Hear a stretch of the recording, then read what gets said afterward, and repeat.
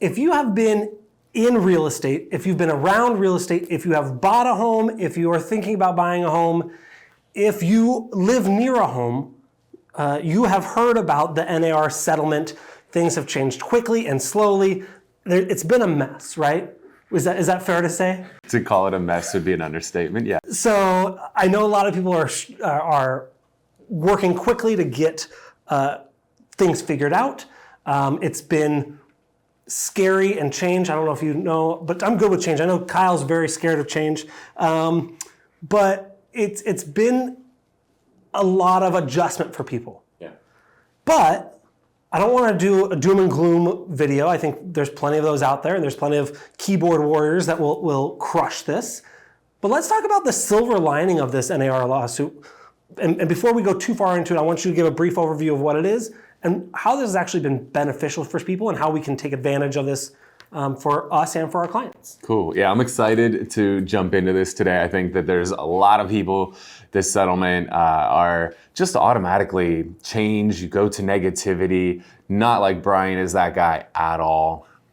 I don't go to negativity. I don't know what negativity. You get very uncomfortable, Yeah. You freak out, you panic, you melt down, you collapse. But yeah, not negative at all. Collapse. I just paused for a minute.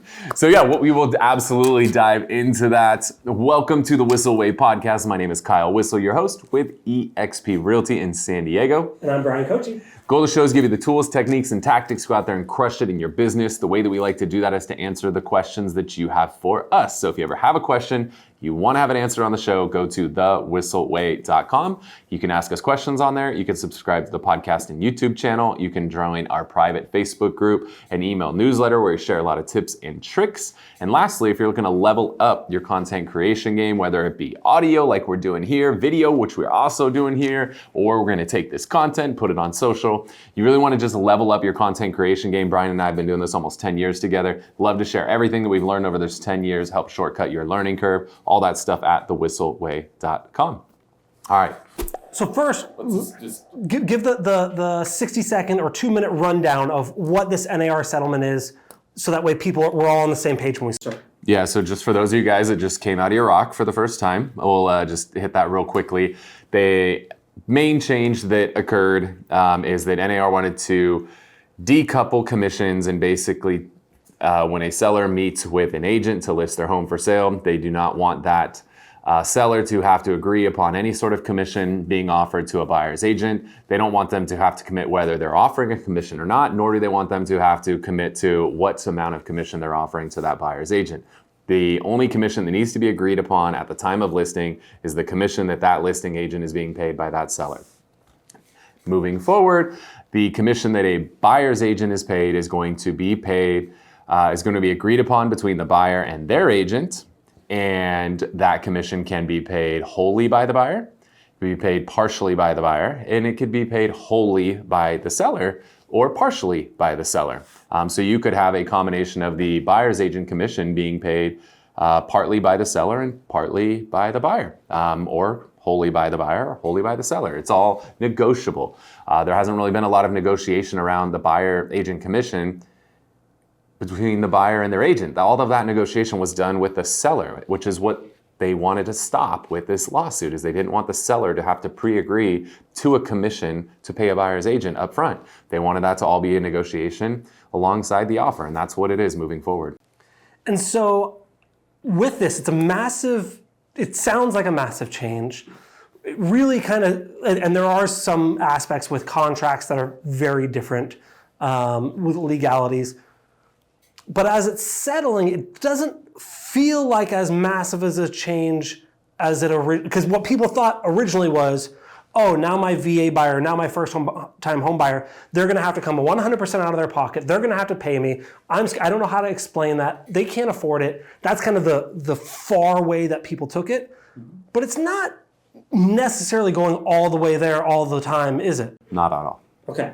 And it's playing out very much like we expected it to, is that the majority of the time, the seller is still paying a commission on behalf. Now they're not sharing the commission anymore. The commission's not being paid to a listing agent and being shared with a buyer's agent. The seller is paying a commission to their agent, and when an offer's coming in, those offers are typically requesting the seller to pay the buyer's agent compensation, and so it's still happening. The main difference is it used to all come into the listing agent, and then they would share it with the buyer's agent. Now, commission's coming into the listing agent, and commission's going out to the buyer's agent separately, decoupled. That was the whole premise of what they wanted. So more often than not, we're ending up at the same result of both agents getting paid. It's just not going here and then there. It's just going here. That's it. For those of you guys that are not watching this, you have no idea what the hell is going on. Effectively, it's just the money is just going directly to the two agents as opposed to it going first to the listing agent and then a portion of it going over to the buyer's agent. Those are the hand signals that I'm doing for those that on YouTube are getting to see, but those that are on audio format, you guys aren't seeing that. So hopefully that works. So talk to me about some silver lining. We just had an event. We had over 100 people from our Fast Forward group come out to our office here in San Diego. And what I thought was really cool about this event is that you said, okay, everyone, let's talk about this. Everyone break out, talk about how this is, what good has come out of this. And I think you told every group, there was like, I don't know, 15 groups, hey, come up with one thing. They all come up with like 9 things. And we went a little... I love the ones who are like, come up with your one best thing. And they literally cited what each person in their group came up with. It was like, oh man. Yeah. So obviously we know the scary part. These IDs, they don't follow instructions. It's fine. They heard get in group and they didn't stop listening. So what are some of the things that you've seen by leading our team, that you've heard from talking to agents all over the country, that we've experienced of how this is actually benefiting a lot of agents, and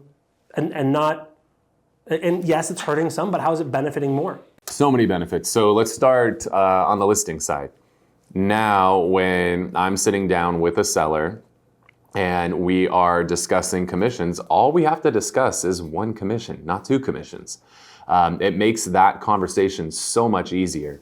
And what I used to see, because this is going out to people from multiple brokerages, we're going to use letters, not numbers here, because there's some weird rules about talking about commissions publicly. So what I used to see is agents would go into a listing appointment and say, like, my commission is X, and of X, I keep Y, and I share Z. Okay, so X is the total, Y goes to me, Z goes to the other agent. Like that was how it worked previously.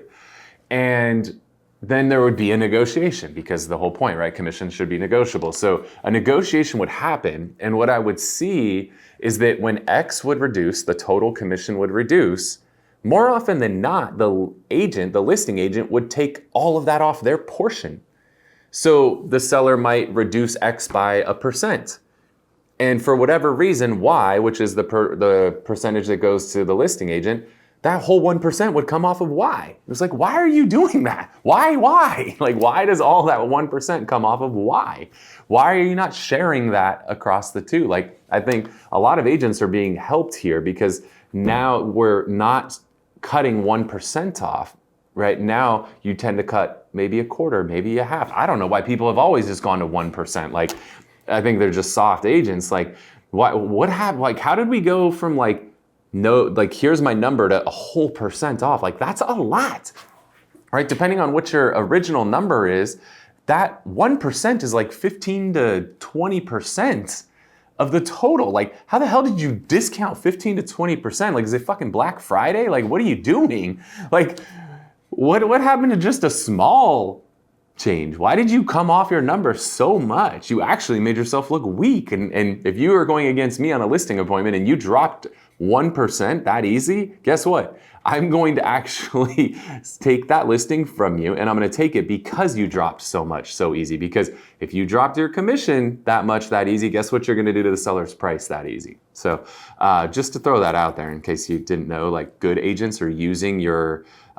discount against you, and then they're getting paid a higher percentage. So what's happening now is, even for that weaker agent, they're not coming down that full percent anymore because they actually realize, why am I taking a whole percent off? So you're seeing agents only maybe come halfway off, maybe half of that off, as opposed to that full percent off. So I think you're seeing some of the weaker agents actually benefit there.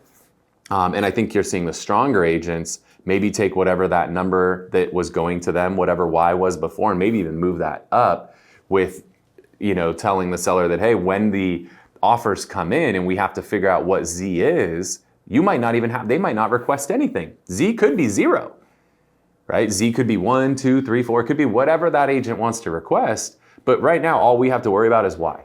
We don't have to have X, which is what the total number. All we got to worry about now is Y. And negotiating that number, again, I wish we could use numbers here, but I don't want to get myself in trouble.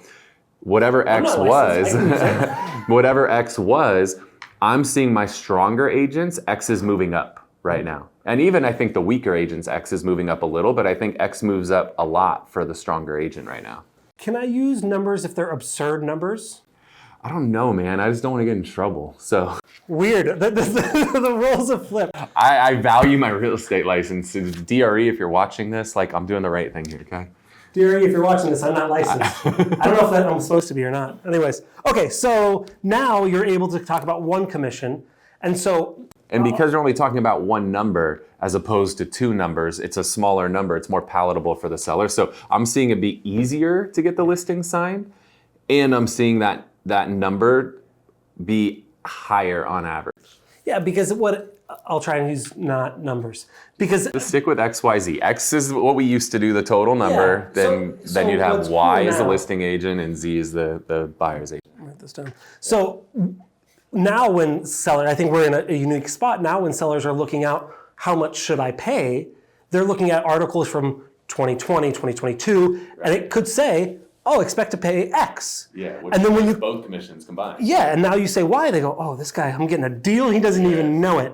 Yeah. So, good, I did it without numbers. There you go, good job. I love that. So that's a big one. I think it's easier to get your listing signed because you don't have to talk about two numbers combined, you're talking about one number. So it's easier, and I think people are getting that at a higher number. At least the strong agents, and even the weak agents, I think, are getting a higher number than they were before because they weren't coming off their number a full percent. They were before coming off full percent and eating the whole thing. I think they're coming off of that more often than not half of what they used to. So they actually got a little raise by this. So I think on the listing side, this is much easier and much more beneficial.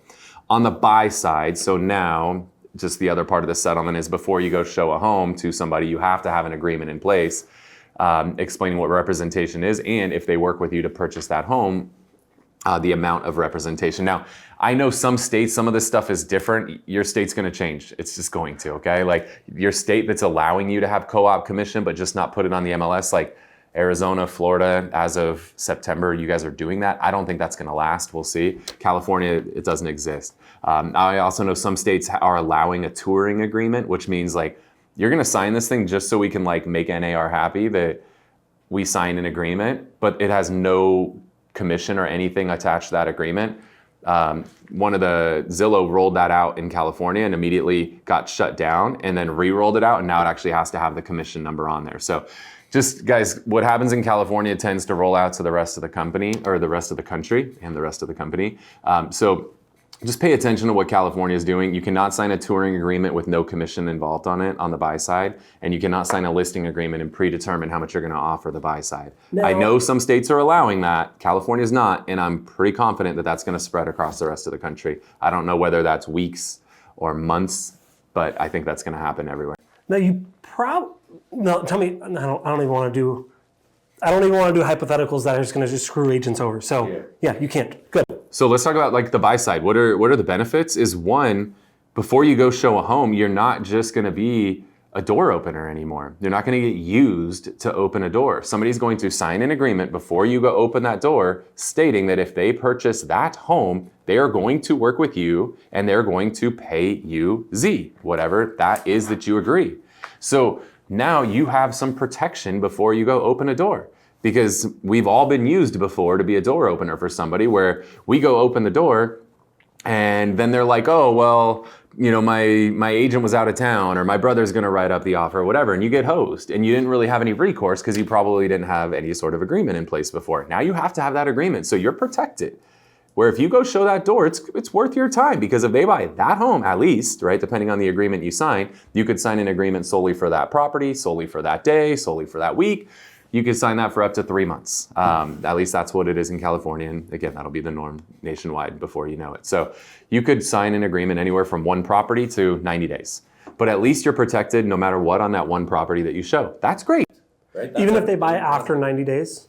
It depends. So there's 2 sections of the agreement. 1 is how long is the agreement for? And then 2 is how long are you protected once that agreement ends on anything you showed them during that agreed upon period.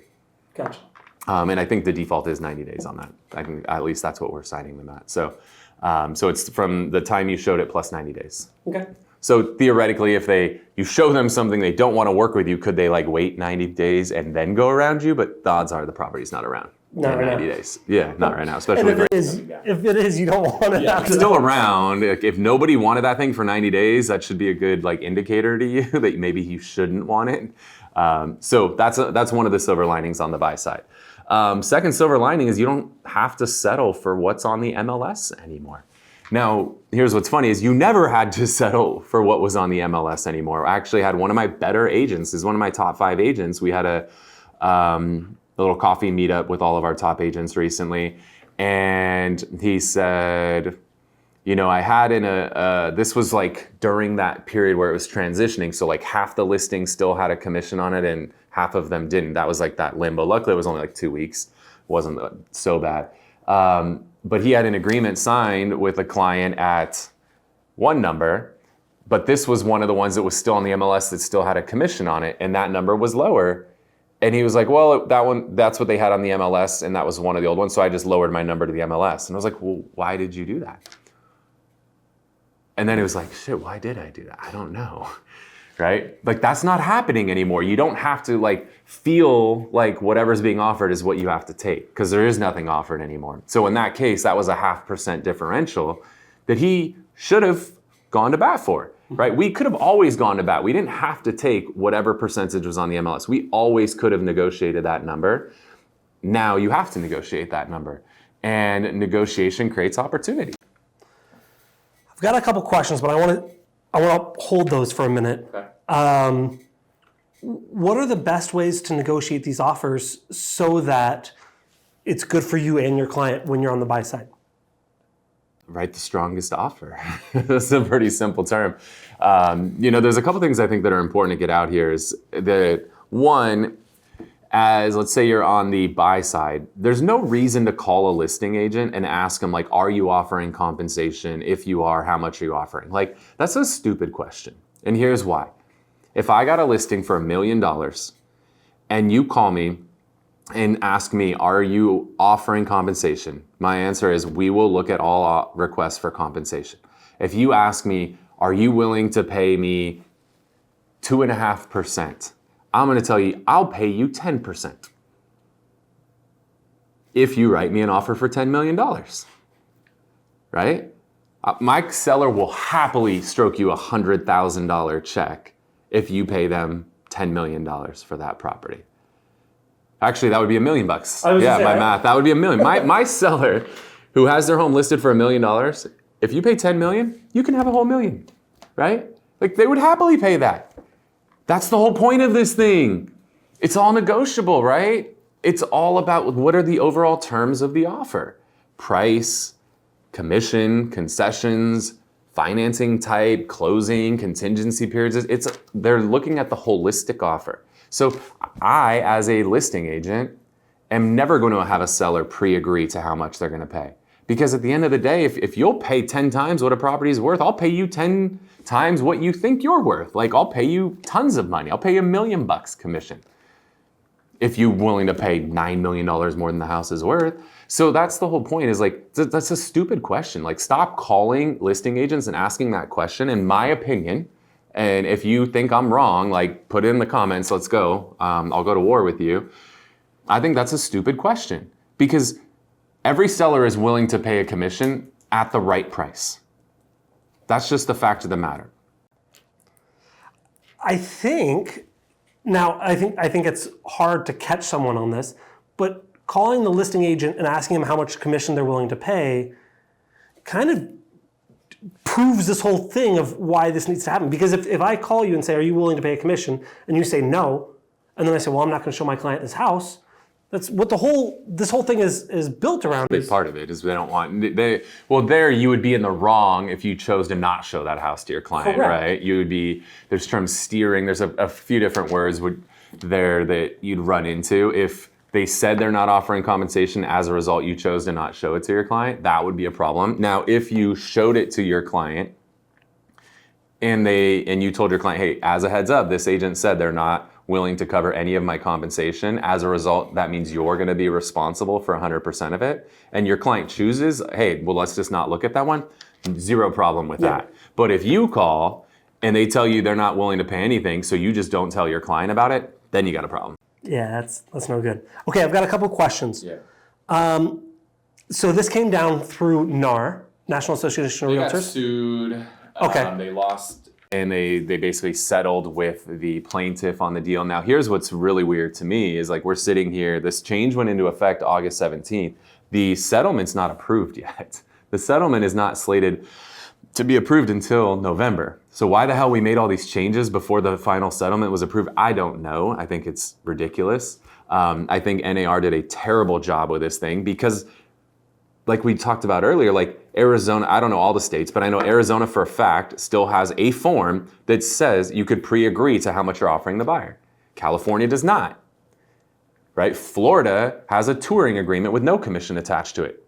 California does not. So like individual states see this different. Individual brokerages, our brokerage does not allow you to predetermine co-op commission, but other brokerages do. So like, why do we all have different interpretations? Because I think NAR did a terrible job explaining this. Even if you go on their website with their FAQs, there's FAQs that contradict each other on their own freaking website. So I think NAR shit the bed on this thing. I think one, they shit the bed, they didn't win the case. I think they didn't take it as seriously and didn't really represent agents the best way that they could. So first thing they lost the case. And then second, they settled and made a very unclear settlement and then rolled out these changes that have to go into effect before the settlement's completed, but they rolled the changes out so poorly that different brokerages in different states interpreted the settlement differently. Like, it's just not what I am looking for when I'm looking up for leadership. And this is what I'm getting. I'm just, maybe I get fined for this. I don't know, but I'm just shooting straight. Like, well, if I know the title of the email, so we'll see. I just know that if I roll something out to my team and people are interpreting what I rolled out differently, I did a bad job rolling it out. That's me, right? I'm a big fan of extreme leadership. Like, NAR's got to own this, that they did a bad job rolling this out. You should not have two states that are connected having totally different interpretations of this settlement. That's a problem. Clear this up, and I think I'm pretty sure I know the answer. I know there are certain people, there are certain brokerages now that are no longer associated with NAR. There's like I don't know the whole details. I think Colorado just like left NAR or something. Like there's certain MLSs that opted out of NAR. I think a whole state, like something happened with Colorado. I don't know the details of it. Like they're somehow out of this whole thing. Like it's just so messy. So if that's the case, if they're not a part of NAR, do they still have to follow these rules? No. Interesting. That is not the answer I thought. Yeah, it's a NAR settlement. So if you're an NAR member, you have to follow these rules, yes. But follow the rules that contradict each other and are interpreted differently from brokerage to brokerage and state to state, yes. Follow those rules. Yeah, I had to have a meltdown. That's good. Okay, last question before we go to our widget. If we get into the scenario like you mentioned, you call the listing agent and you say, are you willing to offer commission or compensation? They say, nope, my seller's not. And you tell the buyer, hey, you have to pay me. And they go, all right, cool. And then they don't. What do you do? Yeah, what can you do and what should you do? So in that scenario, it depends if that buyer used you to purchase that home, Let's right? assume they did. So if they did, you have a contract with that buyer that they're going to pay you for your service at whatever amount you agreed upon. In this case, we're using Z as that number. So they're going to pay you Z dollars based on the agreement that you have. Could you stop the closing if they don't put the money forward? I actually don't know. I don't know if it would stop the closing if they didn't put the money forward, but I think it's all part of the contract. So I don't know if a deal could even close if they don't wire the money. That deal might just not close. Okay. The scenario that's going to get more ugly is if you did get that phone call, you showed that house, they signed an agreement that if we buy this house, we're going to work with you, and then they go work with somebody else, that's where you have the problem. So if somebody signs a buyer representation agreement, buyer broker agreement, whatever you guys are calling it, and then they end up buying that home through somebody else, while you're probably going to be upset at that agent, right, that's someone else that they worked with, you have no claim against that agent. Your claim is solely against that buyer because your agreement was solely with that buyer. So you can't go sue the agent they worked with. You can only sue the person that had a contractual obligation to work with you. Now, do you want to go around suing buyers that sign an agreement with you and work with somebody else? That's a business decision you're going to have to make. You let me know how that works out for you if you choose to go after those buyers. I see people all the time on Facebook say, I sued him, I did this. And I go, that's a business decision. It's a business decision. That's how I'm going to state it. I know some people whose business decision would be to go after that buyer. Now, maybe that changes based on scenarios, price points. I mean, if let's say I showed somebody a $10 million house, I showed it to them 5 times, I did all the work, and then they go around me, the business decision might be different than it's somebody that I met off an online portal. I showed them a $300,000 house one time. They were in and out in 5 minutes, and I never talked to them again. I might treat those two scenarios differently. Fair. So I'm not going to tell you that I will never do it, but I can tell you that I'm not going to be the first person to do it. So someone else sue your client. Well, I guess they wouldn't be they would, or they? They contractually were obligated to be your client for that home. All right. Yeah. Cool. All right, cool. Well, hopefully you guys got some value out of the show today. Maybe you see a little bit of more of the silver lining of this whole thing. I think at the end of the day, the good agents are going to make more money. That's my personal belief, and I've seen it here in our office. We've closed $75 million in the last 30 days, and I'm seeing the average commission percentage increase, not decrease. I know a lot of people were worried it was going to decrease. We're seeing an increase. So strong are going to get stronger through this. So hopefully you guys got some value. If you did, if you're watching on YouTube, make sure to hit the thumbs up button, let YouTube know. If you want more of our content, hit the subscribe button, the little notification bell. And if you are watching, or if you're listening on a podcast platform, hook us up with a review. Those go a really long way. Before we wrap up the show, we want to do something we call the Whissel Widget of the Week, something that saves us time, makes us more money, or helps us have more fun. So I have had for probably 2 years the AirPods, but the base model, right? Yep. The other day I opened it up. My right AirPod was missing. That's the one I use 90% of the time. I like one ear in, and I could have looked for it, but I decided I'll research and I'll buy new AirPods or something, right? So I ended up buying the AirPod Pros, the version 2, I believe, and I thought they were just going to be the same but have a little cushion in the ear. They're so much better. The noise canceling, the transparency mode, like all the stuff they do, they're so much better.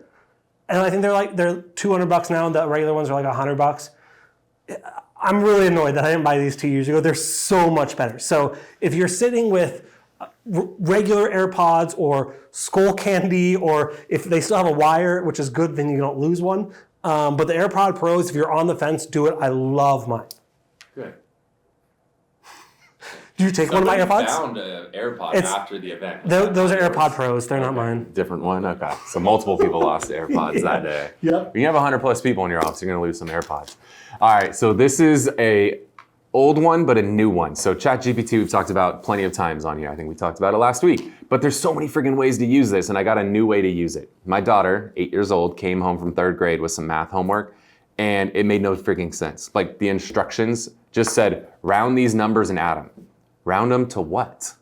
It literally didn't say like round to the nearest 5, 10, 100, no instructions. So I just took a picture with GPT, and GPT was like, here's the answers. Here's what it's saying. Here's what it wants you to round to. Here's the answers, boom. Solved her math problems. Now the problem was I did it in front of her, and I shouldn't have done that because she saw it.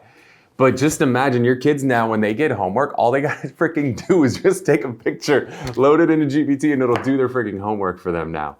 A little bit scary, but in this case, it helped me so we could get this thing done, because My wife couldn't figure it out. My daughter couldn't figure it out. I couldn't figure it out. GPT figured it out for us and saved the day, avoided a freaking meltdown. So there you have it. I hope you guys got a lot of value out of the show today. If you want to stay connected, he's at Bryan Koci. I'm at Kyle Whissel. Thank you so much for tuning in to this episode of the Whissel Way podcast.